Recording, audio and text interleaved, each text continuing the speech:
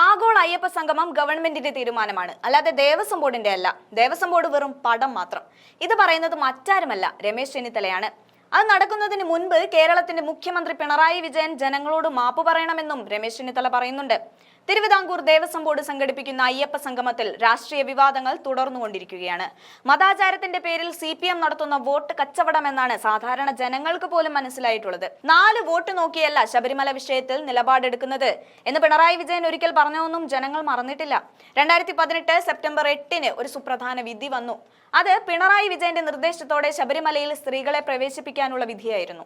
അന്ന് വിശ്വാസികളും അവിശ്വാസികളും തമ്മിൽ കേരളക്കര മൊത്തം, പ്രത്യേകിച്ച് പത്തനംതിട്ട ജില്ല, ഒരു പോർക്കളമായി മാറിയിരുന്നു. പക്ഷേ അതിന്റെ പ്രത്യാഘാതമായി 2019 ലോക്സഭാ ഇലക്ഷനിൽ CPM-ന് ഒരു സീറ്റ് ഒഴികെ ബാക്കി 19 സീറ്റിലും മത്സരിച്ചവർ ഒന്നടങ്കം തോൽക്കുകയായിരുന്നു ഉണ്ടായിരുന്നത്. അതുപോലെ തന്നെ 2024 ലോക്സഭാ ഇലക്ഷനിലും 19 സീറ്റുകളിലും തോറ്റ് തുന്നമ്പാടി CPM.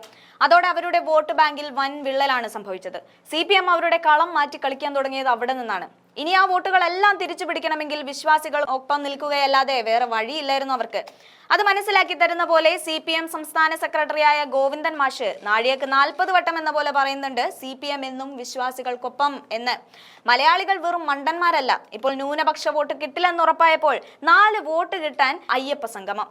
ശബരിമലയിലേക്ക് സ്ത്രീകളെ കയറ്റണമെന്നാവശ്യപ്പെട്ട 50 കോടിയുടെ വനിതാ മതിൽ പണിതവർ തന്നെയാണ് അയ്യപ്പ സംഗമവും നടത്തുന്നത് എന്നോർക്കണം. എന്തായാലും ഈ അവസരത്തിൽ പിണറായി സർക്കാരിനോട് ഒന്നേ പറയാനുള്ളൂ: കേരളത്തിലെ ജനങ്ങളുടെ മുന്നിൽ ഒരു കളികളും വില പോകില്ല.